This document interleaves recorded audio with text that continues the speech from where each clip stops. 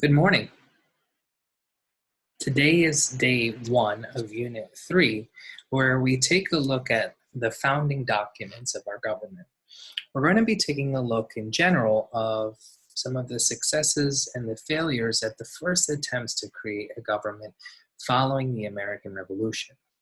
Our objective for today is to investigate the successes of the Articles of Confederation, our nation's first set of governing documents. Now, I'm going to provide a link below to read an informational text, and the degrees are leveled to 3 different reading levels entitled Early Congresses. And these are the 3 questions that correspond with that informational text depending on the individual reading levels. So 2 very important key terms to take away from today's lesson is 1, Constitution. The Constitution is a single document that sets out the laws and principles of government. The second is unicameral. Unicameral means a single body.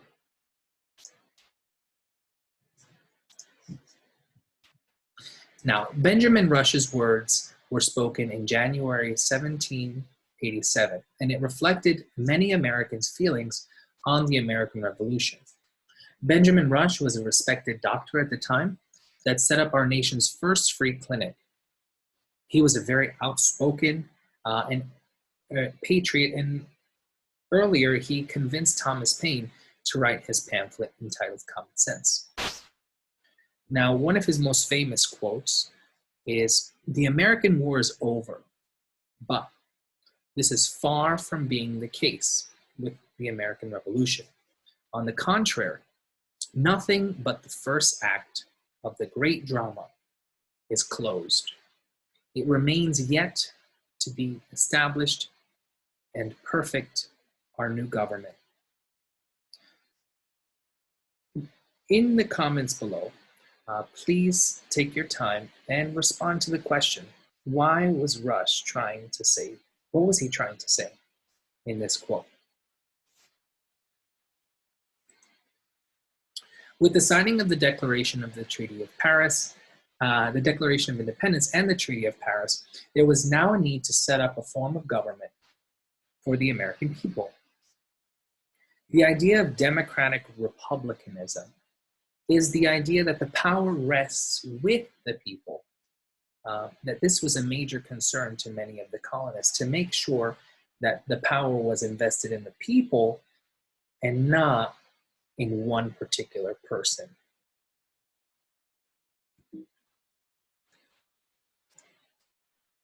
During the Revolution, most states wrote their constitutions.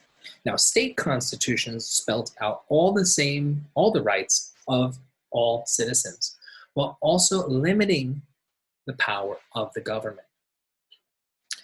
A common feature between state governments immediately after the Revolution was a weak executive or a weak leader, once again fearing that one leader given too much power would become a tyrant, would abuse that power. Now, another question that you can answer in the comments below is, according to John Locke and the architects, the people who wrote the Declaration of Independence, what were the rights that all citizens were guaranteed? See if you can answer that question for me below.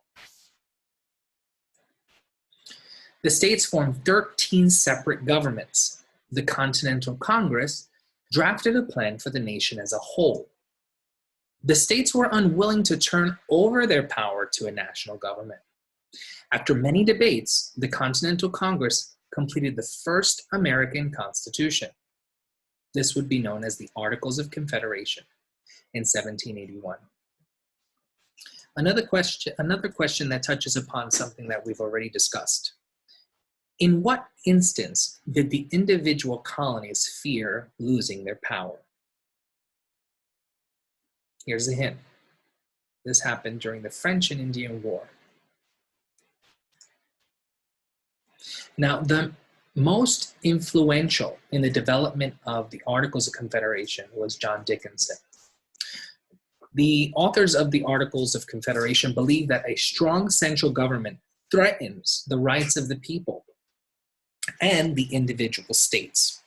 Now, 4 of the most important key takeaways from the Articles of Confederation was that 1, all states agreed to send delegates to Congress to vote on proposals.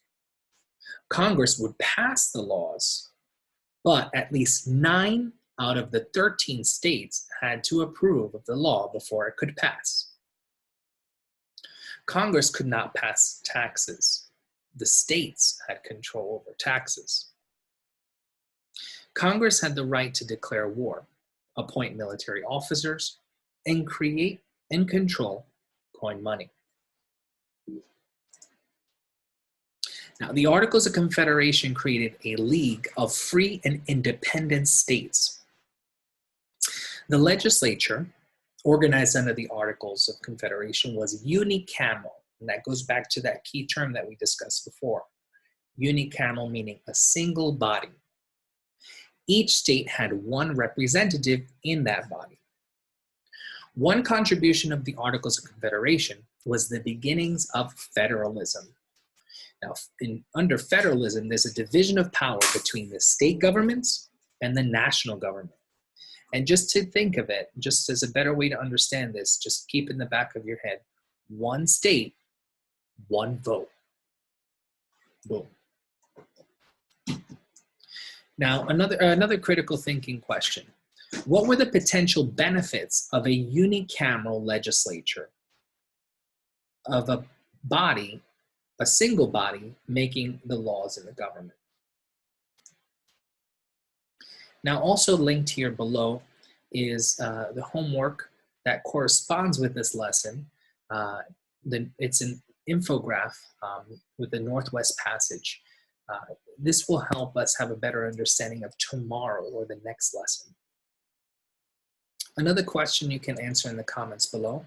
How were the colonies a league of free and independent states? You can play back the video to answer this question. Thank you. Take care.